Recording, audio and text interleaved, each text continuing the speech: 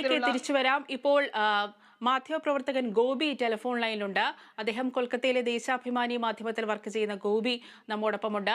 ഗോപി, അതായത് ഇപ്പോൾ വന്ന റീസെന്റ് ആയിട്ടുള്ള ഒരു ഡെവലപ്മെന്റ് എന്ന് പറയുന്നത്, അതായത് ഇപ്പോൾ ഈ കൊല്ലപ്പെട്ട യുവ ഡോക്ടർ അവരുടെ സ്വകാര്യ ഡയറി ഇപ്പോൾ അന്വേഷണ സംഘത്തിന് കൈമാറാനായിട്ട് മാതാപിതാക്കൾ തീരുമാനിച്ചിരിക്കുകയാണ്. ഇപ്പോൾ പുറത്തുവരുന്ന വിവരമനുസരിച്ച് യുവ ഡോക്ടറുടെ സ്വകാര്യ ഡയറി ഇപ്പോൾ അന്വേഷണ സംഘത്തിന് കൈമാറി എന്നുള്ള വാർത്തയാണ് പുറത്തുവരുന്നത്.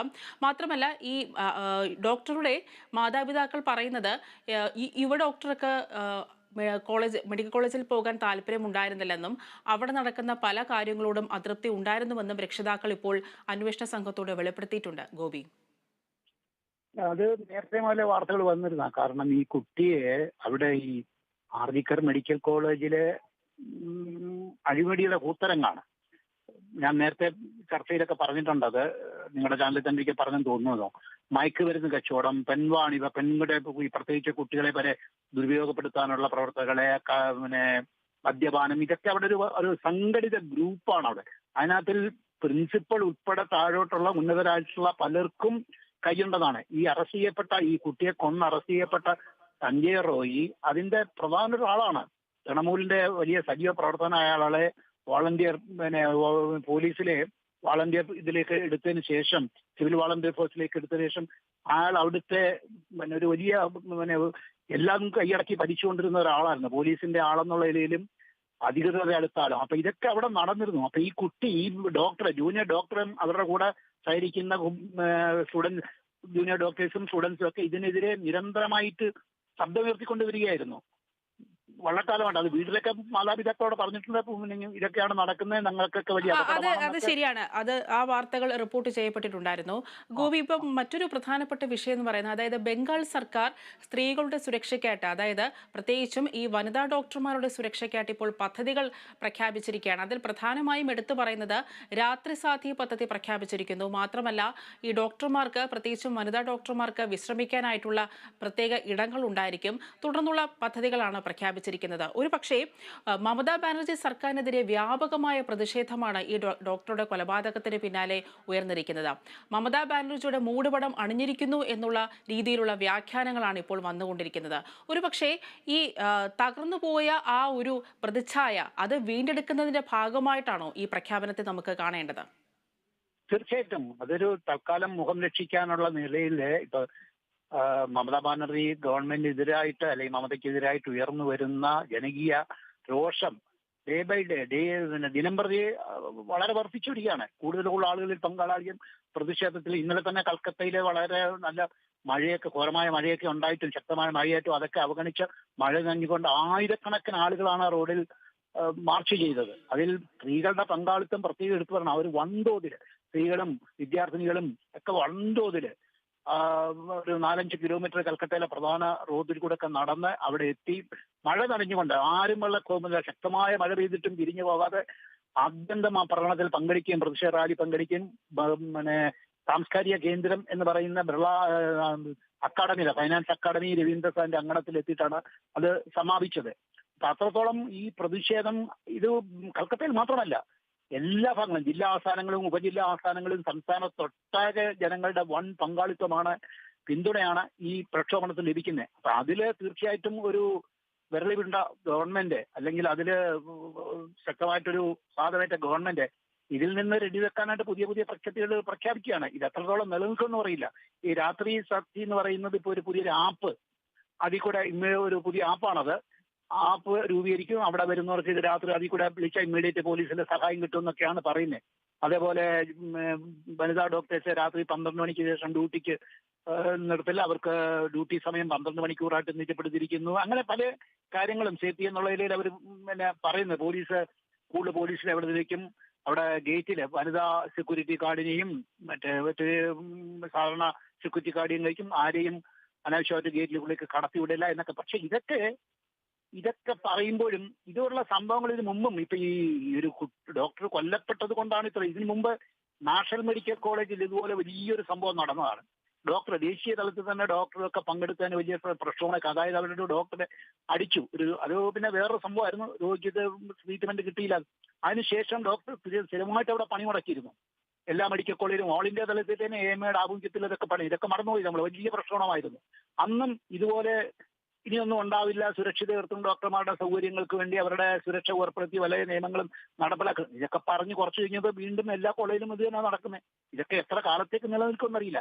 തൽക്കാലം ആളുകളെ ശാന്തരാക്കാൻ, തണുപ്പിക്കാനായിട്ട് ചെയ്യുന്ന ഒരു ഉപാധി എന്നുള്ളതിൽ കവിഞ്ഞ് എന്തെങ്കിലും ഒരു ചെറിയ സംഭവം ഉണ്ടാകുമ്പോൾ തൽക്കാലം നിൽക്കാനുള്ള സംഭവം എന്നുള്ളത് കവിഞ്ഞ് ഇതിന് വലിയ പ്രാധാന്യമൊന്നും ഇപ്പൊ കൽപ്പിക്കേണ്ടതില്ല.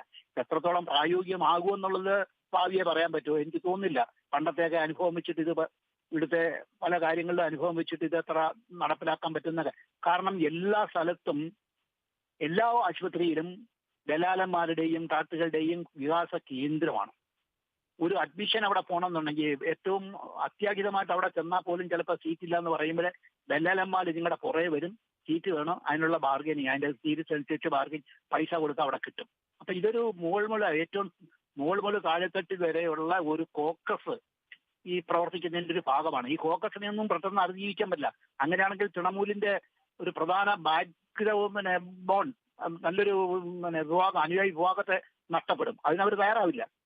തൃണമൂലിന് ഉള്ളിൽ ചെന്ന ഇപ്പൊ ഇതിനെതിരായിട്ട് ശക്തമായ പ്രതിഷേധങ്ങൾ വന്നു തുടങ്ങിയിട്ടുണ്ട്. പല MP മാരും അതിനെതിരായിട്ട് രംഗത്ത് വന്നു.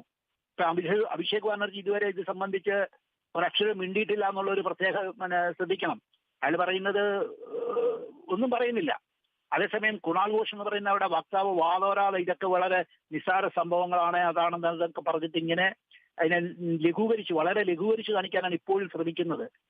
ഒരു ഹോസ്പിറ്റൽ എന്തെങ്കിലും നടന്ന അതിന്റെ ഉത്തരവാദിത്വം മുഴുവനും മുഖ്യമന്ത്രിക്ക് ഏറ്റെടുക്കാൻ പറ്റുമോ, അല്ലെങ്കിൽ അതിന്റെ പോലീസ് കമ്മീഷണർക്ക് അതിന്റെ എല്ലാ ഉത്തരവാദിത്വം ഏറ്റെടുക്കാൻ പറ്റുമോ? ഇങ്ങനെയൊക്കെ പലപ്പോഴും നടക്കും. അതിന്റെ ഉത്തരവാദിത്വം, അതിനെ അന്വേഷണം നടത്തും. ഈ രീതിയിലൊക്കെ വളരെ ലഘൂകരിച്ച് കാണാനുള്ള ശ്രമമാണ് കാണുന്നത്. പക്ഷെ എന്തായാലും അടുത്ത കാലത്തൊന്നും കൽക്കത്ത എന്നല്ല ബംഗാൾ കാണാത്ത ഒരു ജനകീയ മുന്നേറ്റമാണ്, ജനപിന്തുണയാണ് ഈ സമരത്തിൽ ലഭിക്കുന്നത്. അപ്പൊ അതിനെ നേരിടാനുള്ള ഒരു ഉപാധി എന്നുള്ള നിലയിലാണ്, തൽക്കാലം പിടിച്ചിരിക്കാനുള്ള ഉപാധി എന്ന നിലയിലാണ് ഇങ്ങനെ പുതിയ കാര്യങ്ങൾ. അതേപോലെ ആർജിക്കറിൽ ഇന്ന് വളരെ നിയന്ത്രണം വരുത്തി, സമരം നടത്താൻ പറ്റില്ല എന്ന്.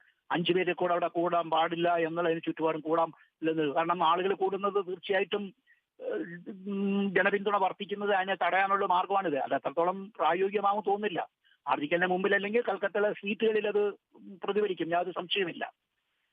ഗോപി, അതായത് ഞാനൊരു ഇടപെടൽ നടത്തിക്കോട്ടെ. അതായത് ഈ ഡോക്ടർമാരുടെ രാജ്യവ്യാപക പ്രതിഷേധം ശക്തമാവുന്ന സാഹചര്യത്തിൽ ഈ ക്രമസമാധാന നിലയിൽ കേന്ദ്ര ആഭ്യന്തര മന്ത്രാലയം റിപ്പോർട്ട് തേടിയിട്ടുണ്ട്. അതായത് ഈ 2 മണിക്കൂർ ഇടവിട്ട് റിപ്പോർട്ട് നൽകണമെന്നാണ് ഇപ്പോൾ സംസ്ഥാനങ്ങൾക്ക് നിർദ്ദേശം നൽകിയിരിക്കുന്നത്.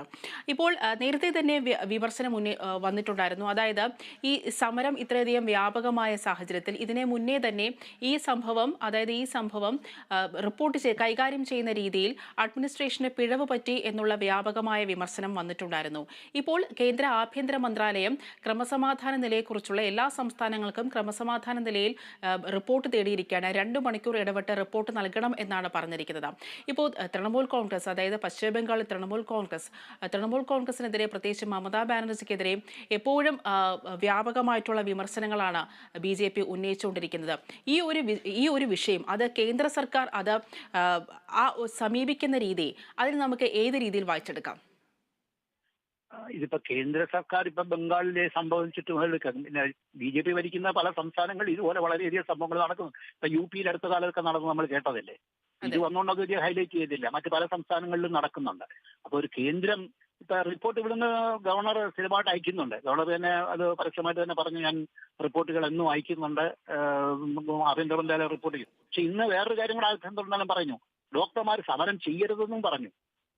രോഗികൾക്കാണ്, അതുകൊണ്ട് ഡോക്ടർമാരെല്ലാം സമരം അവസാനിപ്പിച്ച് ഹോസ്പിറ്റലുകളിലേക്ക് തിരിച്ചു പോകണമെന്ന് ഇന്നും ആഭ്യന്തര മന്ത്രാലയം പ്രത്യേകം പറഞ്ഞിട്ടുണ്ട്. ആഭ്യന്തരമന്ത്രിയും കേന്ദ്രത്തിന്റെ നിർദ്ദേശം വന്നിരിക്കുകയാണത്. അതും ഇതിന്റെ കൂട്ടത്തിൽ കൂട്ടി വായിക്കണം. അപ്പൊ ഈ സമരം ഇതേ രീതിയിൽ ശക്തമായിട്ട് മുൻപോട്ട് കൊണ്ടുപോകരുത് എന്നുള്ള ഒരു ഇംഗിതം അതിനകത്തും കൊടുക്കുന്നുണ്ട്, അവരും കൊടുക്കുന്നുണ്ട്. അല്ലെങ്കിൽ ഡോക്ടറോട് ഇന്നലെ സമരം നിന്ന് വളരെ രാജ്യഭാവമായിട്ട് വളരെ വൻ പ്രതിഷേധമായിരുന്നല്ലോ. ഒരു ഹോസ്പിറ്റലിലും പ്രവർത്തിച്ചില്ല. ഗവൺമെന്റ് ഹോസ്പിറ്റലിൽ മാത്രമല്ല, സ്വകാര്യ ആശുപത്രികൾ പോലും പ്രവർത്തിച്ചില്ല. അപ്പൊ അത് തുടർന്നുകൊണ്ട് പോകാൻ പറ്റത്തില്ല. അങ്ങനെ എന്നാലും ഡോക്ടർമാർ സമരത്തിൽ നിന്ന് പിന്മാറണമെന്നുള്ള നിർദ്ദേശമാണ് കൊടുത്തിരിക്കുന്നത്. അല്ല, പിന്നെ പണിമുടക്ക് മാത്രമല്ല, ഇതിന് അനുകൂലമായിട്ടോ അല്ലെങ്കിൽ എന്നും ചെയ്യാൻ പാടില്ല എന്നുള്ള രീതിയിൽ വ്യംഗ്യമായ നിർദ്ദേശമാണ് ഇപ്പോൾ കേന്ദ്ര ഗവൺമെന്റിന്റെ ഭാഗത്തു നിന്നും വന്നിരിക്കുന്നത്. ഇന്നിവിടെ അത് ചർച്ചയാണ്, അത് ചെയ്യപ്പെടുകയാണ്. കേന്ദ്ര ഗവൺമെന്റ് എന്താണ് ഇത് ഉദ്ദേശിക്കുന്നത് എന്നുള്ളത്. തീർച്ചയായിട്ടും അവരുടെ ഒരു സമരം നടക്കുമ്പോൾ അവർക്ക് അനുഭാവം രേഖപ്പെടുത്തിക്കൊണ്ട് അവരുടെ സഹജീവികൾ എന്നുള്ള നിലയിൽ, സഹപ്രവർത്തകർ എന്ന നിലയിൽ ഡോക്ടർമാർ അനുവിന് മുമ്പിൽ വരും. അത് ഏതൊരു സമരത്തിനായാലും വരുമല്ലോ. അപ്പൊ കേന്ദ്ര ഗവൺമെന്റ് ഇതിനകത്തിൽ കൂടെ രാഷ്ട്രീയമായിട്ട് മുതലെടുപ്പ് നടത്താൻ പറ്റുമോ എന്നുള്ളത്, BJP കൂടെ മുതലെടുപ്പ് നടത്താൻ പറ്റുമോ എന്നുള്ളതിന് എല്ലാ സഹായവും അവർ ചെയ്തു കൊടുക്കും. അത് തീർച്ചയായിട്ടും അവരുടെ ഒരു രാഷ്ട്രീയത്തിന്റെ ഭാഗമാണ്, പൊളിറ്റിക്കൽ സ്ട്രാറ്റജിയുടെ ഒരു ഭാഗമാണ്. BJP ആണ് ഇവിടെ ആക്ച്വലി ഈ സമരത്തിന് രാഷ്ട്രീയമായ ഒരു കളർ കൊടുക്കാൻ ആരും ആഗ്രഹിക്കുന്നില്ല. അവർ പ്രത്യേകിച്ച് സമരത്തിൽ പങ്കെടുക്കുന്ന ആളുകൾ പ്രത്യേകം പറഞ്ഞത്, ഒരു രാഷ്ട്രീയ പാർട്ടിയുടെയും കൊടിയുമായിട്ട് ഇവിടെ വരരുത്, ഒരു രാഷ്ട്രീയ നേതാക്കളെയും ഞങ്ങൾ സ്വാഗതം ചെയ്യുന്നില്ല, ജനകീയ സമരമാണ്. ഇതിനകത്തിൽ ആരുടെ ഒരു രാഷ്ട്രീയ പാർട്ടിയുടെ വിരുദ്ധമായിട്ടൊരു സമരമല്ല ഇത്. ഗവൺമെന്റിന്റെ അനാസയ്ക്കെതിരായിട്ട്, ഗവൺമെന്റിന്റെ ശ്രദ്ധക്കുറവിനെതിരായിട്ട്, അവിടെ നടക്കുന്ന അഴിമതിക്കെതിരായിട്ട്, മെഡിക്കൽ കോളേജിലൊട്ടാകെ നടക്കുന്ന അതൊക്കെ സമരമാണ്. അത് ജനകീയ സമരമാണ്. പക്ഷെ അത് മറികടന്ന് BJP ആണ് ഇത് രാഷ്ട്രീയവൽക്കരിക്കാനായിട്ട് റോഡ് ഉപരോധിക്കുകയും അവരുടെ കൊടിയും കാര്യങ്ങളൊക്കെ ഉപരോധിക്കുകയും കാര്യങ്ങളൊക്കെ കൊണ്ടുവരുന്നത്. പക്ഷെ അത് രാഷ്ട്രീയ മുതലെടുപ്പിന്റെ ഒരു ഭാഗമെന്ന് മാത്രമേ ഉള്ളൂ. പക്ഷെ ജനപിന്തുണ ഈ സമരത്തിന്, അതിനകത്ത് തൃണമൂലിന്റെ അനുഭാവിയോട് പോലും സ്ത്രീകൾ ഉൾപ്പെടെ ധാരാളം ആളുകൾ ഇതിൽ അണിനിരക്കുന്നുള്ളതാണ് തൃണമൂലിനെ വിരളി പിടിപ്പിക്കുന്നത്. കാരണം അവർ പ്രതീക്ഷിക്കാത്ത രീതിയിൽ സാധാരണ ഇങ്ങനെ സംഭവം നടക്കുമ്പോൾ അവരത് കൈകാര്യം ചെയ്യാൻ നന്ന വിളിക്കുകയാണ് മമത. പക്ഷെ അതൊക്കെ കഴിഞ്ഞിട്ട് ഇപ്പൊ ഈ ഉള്ള ജനമുന്നേറ്റം തൃണമൂലിനെ ഒരു വിരളി പിടിപ്പിച്ചിട്ടുണ്ട്, മമതയെ വിരളി പിടിപ്പിച്ചിട്ടുള്ളതിൽ സംശയമില്ല. അത് തൃണമൂലിനുള്ളിൽ പോലും ഇതിപ്പോ ഒരു വലിയൊരു ചർച്ചാ വിഷയമായിരിക്കുകയാണ്. പലരും പരസ്യമായി ഇത് കൈകാര്യം ചെയ്ത രീതി ശരിയല്ല, അവരെ സംരക്ഷിക്കേണ്ട പലരെ സംരക്ഷിക്കാൻ നമ്മൾ ശ്രമിക്കുന്നു എന്ന തോന്നൽ ജനങ്ങൾക്കുണ്ടാകുന്നുണ്ട്. അത് മാറ്റണം എന്നുള്ള അഭിപ്രായങ്ങൾ തൃണമൂലിലെ പല നേതാക്കളും തന്നെ ഇപ്പൊ പ്രകടിപ്പിക്കാൻ തുടങ്ങിയിരിക്കുന്നു. ഉള്ളിൽ തന്നെ ഇതൊരു വലിയ ചർച്ചാ വിഷയവും അഭിപ്രായ വ്യത്യാസവും ഒക്കെ ഉടലെടുക്കുന്നുണ്ടാണ്. അത് മറികടക്കാൻ മമത പുതിയ പുതിയ തന്ത്രങ്ങൾ കൊണ്ട് അല്ലെങ്കിൽ മുഖം രക്ഷിക്കാനുള്ള പരിപാടികളായിട്ട് മുൻപോട്ട് വരുന്നതെന്നുള്ളതിൽ സംശയമൊന്നുമില്ല.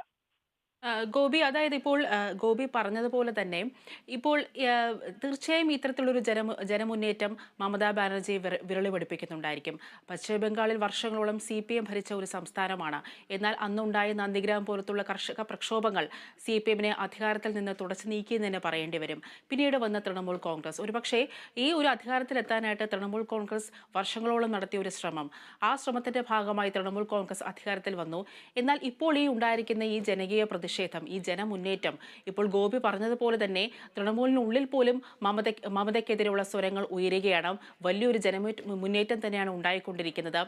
ഇപ്പോൾ ഈ ഉണ്ടായിരിക്കുന്ന ഈ ജനകീയ മുന്നേറ്റം, ഇത് തൃണമൂൽ കോൺഗ്രസിന്റെ ഭാവി, ഇനി പശ്ചിമ ബംഗാളിൽ തൃണമൂൽ കോൺഗ്രസിന്റെ ഭാവി, അത് ഇല്ലാതായിക്കൊണ്ടിരിക്കുന്നതിന്റെ സൂചനയാണോ ഇപ്പോൾ നൽകുന്നത്? അത് ഇപ്പൊ പറയാൻ പറ്റത്തില്ല. ഈ ഒരു ഇഷ്യൂവിന് മാത്രം നന്ദിഗ്രാമം ഇതുമായിട്ട് കൂട്ടി വായിക്കാൻ പറ്റില്ല. നന്ദിഗ്രാമിന് വേറെ ഇതിൽ നിന്നൊക്കെ വളരെ വ്യത്യസ്തമായ കാര്യം, 34 വർഷം ഭരിച്ച CPIMനെ ഒരു രീതിയിലും രാഷ്ട്രീയമായിട്ടും സാമൂഹികമായിട്ടും പരാജയപ്പെടുത്താൻ കഴിയില്ല എന്ന് മനസ്സിലാക്കിക്കൊണ്ട് ദേശീയ അന്തർദേശീയ തലത്തിൽ തന്നെ വൻ ഗൂഢാലോചന നടത്തി. അതൊക്കെ പിന്നെ തെളിഞ്ഞല്ലോ. അവിടെ വെടിവെപ്പ് നടത്തിയ ആരാണ്? പോലീസ് ജനങ്ങളുടെ ഇടയിലേക്ക് ഈ സാമൂഹ്യ വിരുദ്ധ ന്യൂനപക്ഷ വെടിവെച്ചായിരുന്നു, പോലീസ് വേഷം ധരിച്ച ആളുകൾ വെടിവെച്ചു എന്നൊക്കെയുള്ള റിപ്പോർട്ടുകൾ CBIനും പല കോടതിയിൽ നിന്നും പല റിപ്പോർട്ടുകളും വന്നു. അതിനെ സംബന്ധിച്ച് അന്ന് ബംഗാൾ ഒരു ഇന്റലിജൻസ് ഉദ്യോഗസ്ഥൻ ഒരു പുസ്തകം തന്നെ എഴുതിയിട്ടുണ്ടല്ലോ. ബുദ്ധദേവനെ കൊല്ലാൻ ശ്രമിച്ചതിന്റെ ഭാഗമായിരുന്നല്ലോ. അത് ഒരു രാഷ്ട്രീയമായിരുന്നു. ഇതല്ല. ഇത് ഇപ്പൊ മമതയുടെ ഭാവി ഇനിയിപ്പോ അടുത്തൊരു ഇലക്ഷനോ തെരഞ്ഞെടുപ്പോ ഒന്നും വരാൻ പോകുന്നത്. ഇപ്പൊ സന്ദേശ് കാരി വന്നപ്പോ ഇതുപോലെ നമ്മൾ പറഞ്ഞല്ലേ, മമതയുടെ പരാജയത്തിന്റെ കാഹളം ഉയർന്നു എന്നൊക്കെ. അവിടെ സ്ത്രീകൾക്കെതിരായിട്ടുള്ള ആക്രമണം എന്ത് പറ്റി? അത് വലിയൊരു രാഷ്ട്രീയ വിഷയമായിട്ട് അവിടെ തൃണമൂൽ കഴിഞ്ഞ പ്രാവശ്യക്കാട്ടി കൂടുതൽ ഭൂരിപക്ഷം ജയിച്ചു എന്നുള്ളതാണ് പ്രത്യേകിച്ച്. അപ്പൊ ഇത് ഈ ഒരു ഇഷ്യൂ കൊണ്ട് മാത്രം ഇത് രാഷ്ട്രീയമായിട്ട് ഇതിനെ കാണാൻ പറ്റത്തില്ല. പക്ഷെ ഇത് കൈകാര്യം ചെയ്ത രീതിയിലെതിരെ മമതയ്ക്ക് ഒരു വലിയ പക്ഷെ ഇത് മമതയുടെ രാഷ്ട്രീയ തന്ത്രങ്ങളൊക്കെ അറിയാവുന്ന ആളുകൾക്ക് അവരെ നന്നായിട്ട് അറിയാവുന്ന, അവർ എത്രയോ കാലം കൊണ്ട് താഴെത്തട്ടിൽ നിന്ന് ഇതൊക്കെ ഫൈറ്റ്, ഇതിനെക്കാട്ടി എത്രയോ വലിയ സമരങ്ങൾ നയിച്ച് ഇതേമാതിരിയുള്ള സമരം ഉണ്ടാക്കി അതിൽ നിന്ന് മുതലെടുപ്പൊക്കെ വ്യക്തിയാണ് മമതാ ബാനർജി. നിങ്ങൾക്ക് ഓർമ്മയുണ്ടോന്നറിയില്ല, പണ്ടൊരു ഗർഭ സത്യാഗ്രഹം റൈറ്റേഴ്സ് ബിൽഡിങ്ങിലെ ജ്യോതിവാസുവിന്റെ ചേംബറിന് മുമ്പിൽ മുടിയഴിച്ചിട്ട് സത്യാഗ്രഹം നടത്തിയതാണ്. അതൊരു അങ്ങനെ കെട്ടുകഥ ഉണ്ടാക്കിയതായിരുന്നു അത്. പിന്നെ ആ കുട്ടി പ്രസവിച്ചതുമില്ല. ആ കുട്ടി എന്ന് പറഞ്ഞു എന്നെ ഇങ്ങനെ വിളിച്ചുകൊണ്ടുപോകണമെന്നൊക്കെ പറഞ്ഞു. അതുപോലുള്ള കഥകൾ ഉണ്ടാക്കാൻ മിടുക്കിയാണ് മമത. അപ്പൊ മമതയെ ഒരിക്കലെ രാഷ്ട്രീയ തന്ത്രം നന്നായിട്ട് അറിയാം. ഇതെങ്ങനെ കൈകാര്യം ചെയ്യണമെന്ന് അവര് ഇപ്പൊ തന്നെ അണികൾക്കൊക്കെ അതിന് വേണ്ട നിർദ്ദേശങ്ങളൊക്കെ കൊടുക്കുന്നുണ്ട് നേതാക്കൾക്ക്. ഇത് ഉടനെ ഒരു വലിയ ഇമ്മീഡിയറ്റ് ഒരു ഇലക്ഷനൊക്കെ വരുമ്പോൾ ഇലക്ഷന് ചർച്ചാവിഷയമാവുന്നു. മാത്രമല്ല ഇങ്ങനെയുള്ള സംഭവങ്ങൾ കുറച്ചു കാലം കഴിയുമ്പോൾ ഈ TVയും ചർച്ചയും കാര്യങ്ങളൊക്കെ ജനങ്ങളങ്ങ് മറന്നു പോകുന്നുണ്ട്. അവിടെ എന്തെങ്കിലും നടപടിയെടുക്കും, ഡോക്ടറെ സസ്പെൻഡ് ചെയ്യും, ഒരു അന്വേഷണ റിപ്പോർട്ട് വെക്കും, അയാളെ കൊന്നു, അതോടുകൂടി കഴിയുന്നു. ഇങ്ങനെയുള്ള എത്ര സംഭവങ്ങൾ പിന്നെ തേജുമാഞ്ഞ് പോകുന്നുണ്ട്. അപ്പൊ ഇതൊരു കുറച്ച് ദീർഘകാലത്തേക്ക് ഇത് നിൽക്കുമല്ലോ എന്നൊന്നും ഇപ്പൊ പറയാൻ പറ്റത്തില്ല. അങ്ങനെ ഒരു രാഷ്ട്രീയ ഇഷ്യൂ ആയിട്ടൊന്ന് മാറുമെന്നുള്ളതും. പക്ഷെ തൽക്കാലം മമതയ്ക്കെതിരായിട്ടുള്ള വലിയൊരു വികാരം, ജനകീയ വികാരമായിട്ട് വളർന്നു വന്നിരിക്കുന്നു എന്നുള്ളത് കണ്ടാൽ മതി. അല്ലാതെ മമതയുടെ താഴ്ചയ്ക്കോ അല്ലെങ്കിൽ ഉടനെ ഇത് ഒരു കാരണം കാരണഭൂതമാകുമെന്നൊന്നും നമുക്കിപ്പോൾ പ്രവചിക്കാൻ പറ്റില്ല, പ്രവചിക്കാൻ കഴിയല്ല. അതാണ് ശരി. ഗോപി, മറ്റൊരു പ്രധാനപ്പെട്ട ഒരു കാര്യം, അതായത് ഇപ്പോൾ സോഷ്യൽ മീഡിയയിൽ ഈ യുവ ഡോക്ടറുടെ പേരും അതുപോലെ തന്നെ അവരുടെ ശരിയായ പേരും അവരുടെ ചിത്രവും സഹിതവും ഇപ്പോൾ സോഷ്യൽ മീഡിയയിൽ പ്രചരിക്കുന്നുണ്ട്. അവർ പ്രചരിപ്പിക്കുന്നവർ പറയുന്നത് വെച്ചാൽ എന്തുകൊണ്ട് നമ്മൾ ഈ ഡോക്ടറുടെ പേരും ചിത്രവും മറച്ചു വെക്കണം, ധീരമായി തന്നെ പൊരുതേണ്ടതുണ്ട്, അതുകൊണ്ട് എന്തിനു വേണ്ടി ഈ പേരും ചിത്രവും മറച്ചു വെക്കണം എന്നാണ് ഈ സോഷ്യൽ മീഡിയയിൽ ഈ ഫോട്ടോയും പേരും പ്രചരിക്കുന്നവർ ഉന്നയിക്കുന്ന പ്രധാനപ്പെട്ട ഒരു കാര്യം. ഇപ്പോൾ ജസ്റ്റിസ് ഫോർ അഭയ എന്ന മുദ്രാവാക്യം ഉയർത്തിക്കൊണ്ടാണ് പ്രതിഷേധക്കാർ ഇപ്പോൾ പ്രതിഷേധം നടത്തുന്നത്. ഇത്തരത്തിൽ ഈ ഫോട്ടോയും പേരും സോഷ്യൽ മീഡിയയിൽ പ്രചരിക്കുന്നത് ഉചിതമാണോ? അല്ല, അതിപ്പോ ഒരു സോഷ്യൽ മീഡിയയിൽ ഇപ്പൊ വ്യാപകമായിട്ട് ചെയ്യും തെറ്റല്ലാത്ത എന്തെല്ലാം കാര്യങ്ങൾ വരുന്നുണ്ട്. ഒരു നിയന്ത്രണമില്ലല്ലോ. ആർക്കും എന്ത് ഇപ്പൊ സോഷ്യൽ മീഡിയയിൽ എന്തും പ്രചരിപ്പിക്കാവുന്ന ഒരു കാലഘട്ടമല്ലേ അത്. അത് പൂർണ്ണമായിട്ട് അതിന്റെ വിശ്വാസത്തിൽ എടുക്കാനോ അല്ല, ഞാനത് ഉദ്ദേശിച്ചെന്ന് വെച്ചാൽ ഇപ്പോൾ ഈ ഇരയുടെ പേര് മറച്ചു വെക്കേണ്ട ആവശ്യമില്ല, അത് സധൈര്യം തന്നെ അവതരിപ്പിക്കണം എന്നുള്ളതാണ് അവരുടെ നിലപാട്. ആ നിലപാടിനുള്ള താങ്കളുടെ അഭിപ്രായം എന്താണ്? അല്ല, ഇരയുടെ പേര് എല്ലാവർക്കും അറിയാമല്ലോ. അവിടെ അടുത്ത് ഡോക്ടറായിരുന്നു, ആ കുട്ടി മരിച്ചു, ആ കുട്ടിയുടെ പേര് ആർക്കും അറിയാൻ വയ്യാത്ത എവിടെ? അത് പ്രത്യേകിച്ച് പുതുവെന്തു അതിനകത്ത് ആരും മറച്ചു വെച്ചിട്ടില്ല. അതിപ്പോ ആരെങ്കിലും മറച്ചു വെക്കാൻ കഴിയുമോ? അവിടെ പഠിച്ചൊരു ജൂനിയർ ഡോക്ടർ കൊല്ലപ്പെട്ടു, ഇന്നാരാ മരിച്ച് കൊല്ലപ്പെട്ടെ എന്നുള്ളത് ആർക്കറിയാൻ വയ്യാത്തെ? അവിടെ അച്ഛനും അമ്മയും പറയുന്നില്ലേ? അവരുടെ അച്ഛൻ്റെ അമ്മയും വീട്ടിലെ അവരുടെ പേരൻസ് വീട്ടിൽ മീഡിയകളൊക്കെ സ്ഥിരം അവിടെ ഇപ്പൊ പോകുന്നുണ്ടല്ലോ, അവർക്കൊക്കെ പേരറിയാമല്ലോ. അപ്പൊ അതിനകത്തൊരു പുതുമയൊന്നുമില്ല. പേര് മറച്ചു വെച്ചിട്ട് ആരും പേര് മറച്ചില്ല. അവരുടെ എത്രയോ പേര് ഇവിടുത്തെ മീഡിയകളൊക്കെ വന്നു കഴിഞ്ഞു. അവിടെ കുട്ടികൾക്കറിയാം, സഹപാഠികൾക്കറിയാം, അധ്യാപകർക്കറിയില്ലേ അവരുടെ പേര്? ഒരാരും പറയാതിരിക്കുകയാണെന്ന് വിചാരിക്കുന്നത് പോലീസിനറിയില്ലേ? അതിനകത്ത് ഒരു ആള് മരിച്ചു കഴിഞ്ഞാൽ ആളിന്റെ പേര് മറച്ചു വെക്കാൻ എത്ര കഴിയും? നമുക്ക് മറച്ചു വെക്കാൻ കഴിയുന്ന കാര്യമാണത്. അപ്പൊ ഈ സോഷ്യൽ മീഡിയ വരുന്ന സോഷ്യൽ മീഡിയയിൽ വരുന്ന കാര്യങ്ങളൊന്നും പിന്നെ ഇതൊരു പ്രചരണത്തിനായിട്ട് അവരുടെ പേര് ഉപയോഗിക്കരുത്. ഇതൊരു ഒരു പൊതു സ്വഭാവമുള്ള ഒരു ഡോക്ടറെ, ജൂനിയർ ഡോക്ടറെ ബലാത്സംഗം ചെയ്ത് കൊല്ലപ്പെട്ടു എന്നുള്ളതാണ് അതിന്റെ പ്രാധാന്യം. അതിനകത്ത് XYZ ഉള്ളതിനെക്കാട്ടിൽ കൂടുതൽ ആ ഒരു സംഭവത്തിനാണ് പ്രാധാന്യം. അതിപ്പോ ഇന്ന് ആ കുട്ടിക്ക് പറ്റി നാളെ വേറൊരു കുട്ടിക്കായിരിക്കാം, ഒരു കുട്ടിക്ക് പറ്റാം, ഒരു ബി എന്നുള്ള ഒരു കുട്ടിക്കായിരിക്കും പറ്റാൻ പോകുന്നത് ഇത് തടഞ്ഞില്ലെങ്കിൽ. അപ്പൊ പേരിനെക്കാട്ടിൽ കൂടുതൽ പ്രാധാന്യം ആ സംഭവത്തിനാണ്. അതാണ് പറയുന്നത്. ഇങ്ങനെ സോഷ്യൽ മീഡിയയിൽ ആ കുട്ടിയെ പേരെടുത്ത് പറഞ്ഞിട്ട് കളങ്കം ചെയ്തെന്ന് പറയുന്ന കാരണം പേരെല്ലാവർക്കും അറിയാം, എല്ലാ ചാനലുകൾക്കും അറിയാം, എല്ലാ TVക്കും അറിയാം, എല്ലാ മാധ്യമത്തിനും അറിയാം. അത് വരുന്നതാണ്. അത് ഒളിച്ചു വെക്കാൻ പറ്റുമോ? ആലോചിച്ച് നോക്കൂ. അങ്ങനെ ഒരു പേര് ഒളിച്ചു വെക്കാൻ പറ്റുമോ? ഒരാൾ മരിച്ചു കഴിഞ്ഞാൽ, കൊല്ലപ്പെട്ടാൽ, ആക്സിഡന്റ് പീഡിപ്പിച്ചു കൊന്നാലും പേര് നമ്മൾ എത്രയോ പ്രാവശ്യം പത്രങ്ങളൊക്കെ കേരളത്തിൽ തന്നെ നടന്നിട്ടില്ലേ? ഇതൊക്കെ പേരുകൾ പുറത്തു വരില്ലേ? അപ്പൊ ഈ സോഷ്യൽ മീഡിയയിൽ വരുന്നത് അത് ഓരോരുത്തരുടെ ഭാവനയ്ക്കനുസരിച്ച് എന്തെല്ലാം. ഈ അഭയ കേസിന്റെ കാര്യം ഇപ്പൊ പറഞ്ഞല്ലോ. അഭയ കേസ് ഇപ്പൊ ആരെങ്കിലും ഇപ്പൊ ഇതൊരു വന്നോണ്ടല്ലേ ചർച്ച ചെയ്യുന്നത്? അത് അന്ന് വളരെ ഒച്ചപ്പാടുണ്ടാക്കി കഴിഞ്ഞു. പിന്നെ അതിനെപ്പറ്റി എന്തുണ്ടായി? ആ ആൾക്ക് എന്ത് പറ്റി, ആ കുടുംബത്തിന് എന്ത് പറ്റി എന്ന് പിന്നെ ആരെങ്കിലും അന്വേഷിച്ചിട്ടുണ്ടോ? അങ്ങനെയുള്ള ഇപ്പൊ ഈ ഒരു സംഭവം നടക്കുമ്പോൾ നമുക്കൊക്കെ ഇത് വളരെ ആഘോഷമായിട്ട് മാറും. ഒരു വലിയ ചർച്ചയിലും മീഡിയയിലും ഇതൊക്കെ നടക്കും. ഇതൊരു കുറച്ചുകൂടി ഒരാഴ്ചയ്ക്കുള്ളിൽ ഇത് പിന്നെയും കഴിയുന്നില്ല, ഒട്ടും കുറയത്തില്ല. വേറൊരു ഇഷ്യൂ വരുമ്പോൾ ഇത് മാറും. അപ്പൊ പിന്നെ ആ കുടുംബത്തിന് എന്ത് പറ്റി, ആ കുടുംബത്തിനും നീതി കിട്ടിയോ, ഇരയ്ക്ക് ഈ നീതി കിട്ടിയോ, ഇന്നൊന്നും നമ്മൾ വളരെ കാര്യമായിട്ടൊന്നും കൂലങ്കഷോട്ട് ആലോചിക്കാറുമില്ല. നമ്മളിപ്പോൾ മീഡിയ ഉൾപ്പെടെ ആൾക്കാർ അത് ചെയ്യാറില്ല. എന്തെല്ലാം കാര്യങ്ങൾ നടക്കുന്നുണ്ട്. ബംഗാളിൽ തന്നെ ഇന്നലെ ഇത് നടന്ന സമയത്ത് ഇവിടെ മൂർഷാബാദിലൊരു സ്ഥലത്തെ ഒരു തൃണമൂൽ കോൺഗ്രസിന്റെ നേതാവിന്റെ ഒരു സ്കൂളിൽ, ഒരു പാരാമെഡിക്കൽ കോളേജിൽ ഒരു കുട്ടി കൊന്നു. 2 ദിവസം കഴിഞ്ഞിട്ട് അതിന്റെ വിവരങ്ങൾ പുറത്തു വരുന്നത്. കുട്ടിയെ കൊന്നു ആളെ കാണാതിരുന്നപ്പോൾ ചത്ത് കിടക്കുന്നു. ഇന്നത്തെ വാർത്തയാണ്. 2 ദിവസങ്ങൾക്ക് മുമ്പ് നടന്ന തൃണമൂൽ MLA പ്രധാനപ്പെട്ട വലിയൊരു പ്രമുഖ നേതാവിന്റെ ഹോസ്പിറ്റലില്, പാരാമെഡിക്കൽ കോളേജില് നടന്ന ഒരു സംഭവമാണ്. 3 ദിവസം മുമ്പ് ബർദ്വാൻ എന്ന് പറഞ്ഞ ജില്ലയിൽ ഒരു പെൺകുട്ടി ഇതുപോലെ ഒരു ആദിവാസി പെൺകുട്ടി കൊല്ലപ്പെട്ടു. ബലാത്സംഗം ചെയ്ത് കൊല്ലപ്പെട്ടതാണ്. ആരും ഉച്ചപ്പെട്ട് ചർച്ച ചെയ്യപ്പെടുന്നില്ല. ഇങ്ങനെയുള്ള എന്തെല്ലാം സംഭവങ്ങൾ നടക്കുന്നു. ബംഗാളിൽ തന്നെ ഇന്ന് മമതാ ബാനർജി വന്നതിന് ശേഷം ഇത് 12ാമത്തെ കൊലപാതകമാണ്. റേപ്പ് ചെയ്ത് ബലാത്സംഗമായിട്ട് 12ാമത്. ഇന്നലെ ഒരു പത്രത്തിൽ അതിന്റെ പേരുൾപ്പെടെ സംഭവങ്ങൾ നടന്നു. ഇതൊന്നും നമ്മൾ പിന്നെ ചരിഞ്ഞു നോക്കുന്നില്ല. അപ്പൊ ഈ സോഷ്യൽ മീഡിയ ഇതിപ്പോ സോഷ്യൽ മീഡിയക്ക് വേറൊരു സംഭവം കിട്ടുമ്പോൾ പലരും പല രീതിയിൽ പറയും. പേരൊക്കെ എല്ലാവർക്കും അറിയാം, അതൊക്കെ വെറുതെ പ്രചരിപ്പിക്കുന്നതാണ്. ആ കുട്ടിയുടെ പേര് എനിക്കും അറിയാം. ഞാനിപ്പോ അത് വിളിച്ച് പറയേണ്ട കാര്യമില്ലല്ലോ, ഇവിടുന്നുണ്ട്. എല്ലാവർക്കും അറിയാം. അവരുടെ അച്ഛന്റെ പേരും അറിയാം, അമ്മയുടെ പേരും അറിയാം, കുട്ടിയുടെ കുടുംബ പശ്ചാത്തലം മുഴുവൻ അറിയാം. വെറും പാവപ്പെട്ട ദരിദ്ര കുടുംബത്തിലാണ്. അച്ഛൻ ഒരു തയ്യക്കാരനായിരുന്നു, വളരെ കഷ്ടപ്പെട്ടാണ്. പക്ഷേ ഈ കുട്ടി വളരെ ബ്രില്യന്റ് ആയിരുന്നു. മാധ്യമത്തിനും പഠിക്കാനും ട്രെയിനും ഒക്കെ വളരെ ബ്രില്യൻ്റ് ആയിരുന്നു, വളരെ സോഷ്യലായിട്ട് ആ നാട്ടുകാർക്ക് പറയുന്ന കുട്ടി അവിടുത്തെ എല്ലാ കാര്യങ്ങൾക്കും ഇടപെടുന്ന ആളായിരുന്നു, വളരെ ആക്റ്റീവായിരുന്നു. ഏതെങ്കിലും ഒരു അന്യായം കണ്ടാൽ അതിനെതിരായിട്ട് പ്രതികരിക്കുന്ന കുട്ടിയായിരുന്നു. ഈ പഠിച്ച കോളേജിൽ നടന്ന അന്യായത്തിനെതിരായിട്ട് പ്രതികരിച്ചതാണ് അതിന്റെ ജീവൻ നഷ്ടപ്പെടാൻ ഇപ്പൊ കാരണം, മറ്റൊന്നുമല്ല. ഇത് പക്ഷെ നമ്മൾ ഹൈലൈറ്റ് ചെയ്യുമ്പോൾ കുറെ കൂടെ ഈ സോഷ്യൽ മീഡിയയിൽ വരുന്ന കാര്യങ്ങൾ അക്ഷരം പ്രതി ഏറ്റെടുത്ത് പ്രചരിപ്പിക്കേണ്ട കാര്യമില്ല എന്നാണ് ഞാൻ പറയുന്നത്. ശരിയാണ് ഗോപി, താങ്കൾ പറഞ്ഞത്. വളരെ നന്ദി താങ്കൾ വാർത്തകൾ നൽകിയതിന്. വിനയ, ഇപ്പോൾ ആർജിക്കാർ മെഡിക്കൽ കോളേജിൽ, അതായത് സംഭവം നടന്ന ആർജിക്കാർ മെഡിക്കൽ കോളേജിൽ ഇപ്പോൾ നിരോധനാജ്ഞ പോലീസ് പ്രഖ്യാപിച്ചിരിക്കുകയാണ്. നമുക്കറിയാം ദിവസങ്ങളായി അവിടെ പ്രതിഷേധം വ്യാപകമാണ്. സമരക്കാർ അത്രത്തോളം